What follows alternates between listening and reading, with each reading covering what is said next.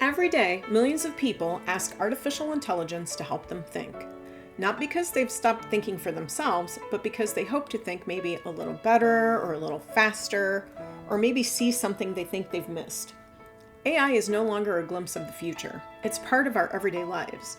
And that has changed the question and actually created a few more. Not, can we build intelligent machines? Because we already have. The new questions are now, okay, so how should we use them? What decisions should belong to the people? Where should these systems assist, and where should they never replace human judgment? These are not questions that engineers can answer alone. They belong to every person whose life will be touched by this technology. The future of artificial intelligence needs to be determined by the choices humanity makes starting now. Every time we allow one of these systems to make a decision for us, we should ask one simple question. Who remains accountable when the decision is wrong? The purpose of artificial intelligence should never be to replace humanity. Its greatest promise is helping us become better at what only humans can do. Be curious and create, understand and build community, care for one another and our beautiful planet. And this is how we use AI as our mirror. It reflects our human nature back to us, revealing the traits that make us who we are. Our world needs to decide what traits it wants AI to emulate, our best or our worst. As AI systems become more capable, they also become more influential. They already help decide which job applicant receives an interview, or which information reaches millions of people. Not because artificial intelligence intends harm, but because it learns from the world we give it. If the data reflects human bias, the results can reflect it too. Not because the machine is prejudiced, but because it cannot recognize unfairness unless we teach it to look for it.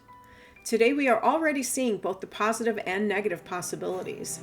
AI has been used to create convincing misinformation, deepfake videos, financial scams, and automated cyber attacks.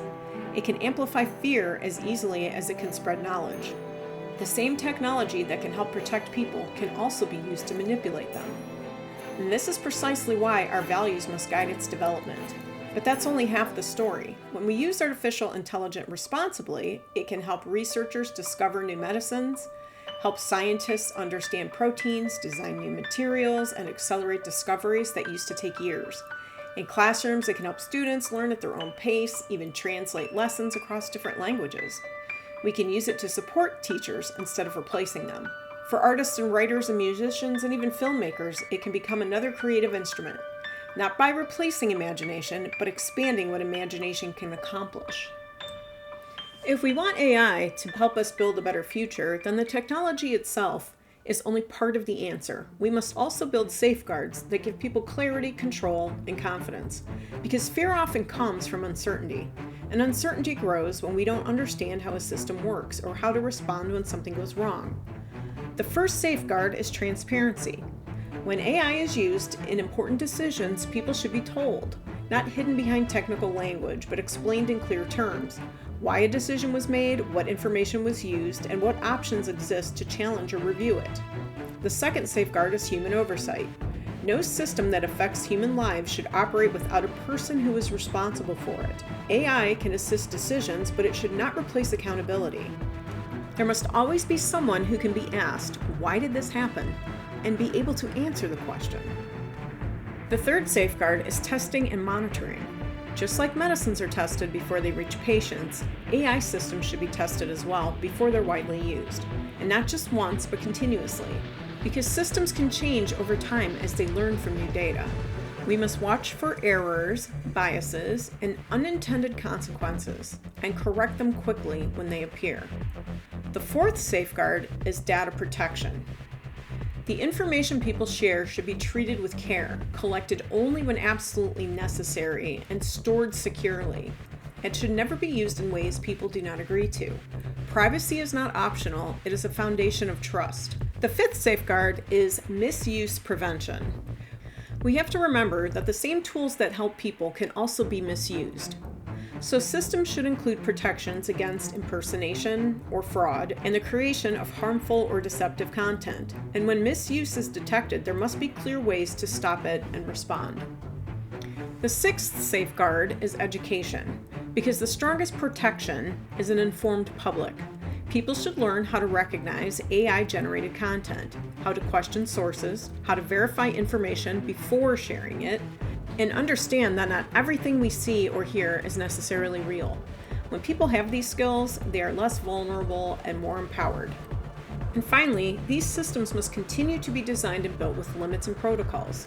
We are already teaching artificial intelligence something important, that not every request should be fulfilled. For instance, many AI systems are designed to refuse to generate any images that promote child abuse or exploitation, violence or other forms of serious harm, refusal to build dangerous weapons, or impersonate real people in harmful or deceptive ways. Those limits are not signs of weakness. They are early examples of humanity trying to teach responsibility before capability. These safeguards aren't perfect, but continue to evolve. And they reveal something important. Before we can teach machines to be more capable, we first have to decide what they should never do. Not every task should be automated, not every decision delegated to a machine. Some choices require human judgment because they involve values, not just data. When these safeguards work together, they do something important. They don't slow progress, they make progress safer and more trustworthy. They turn artificial intelligence from something that feels uncertain into something people can understand and work with. Because technology alone does not create trust. Clarity does, accountability does, and the ability to question and correct systems when needed does. When people are given tools to understand it and the safeguards to rely on, fear begins to fade because we are no longer facing these risks without direction. Every generation inherits powerful new tools, and every generation must decide what those tools will become. This generation is no different. The AI that once belonged only to governments, large corporations, or elite research laboratories has now found its way into the hands of ordinary people. Together, we can direct how our future should look. Scientists discovering a cure years sooner, doctors identifying disease before symptoms appear, farmers growing more food while using less water, engineers designing cleaner energy, maybe even a person with disability gaining new independence. Not because artificial intelligence replaces us, but because it helps us see ourselves. We have a choice. Will we allow technology to bring out our fear or our compassion? Will we use it to lift one another or to leave one another behind? The future will be determined by the character of the people who choose how to use it. Artificial intelligence is simply the newest chapter in our human story, a story that is still being written. And every one of us holds the pen.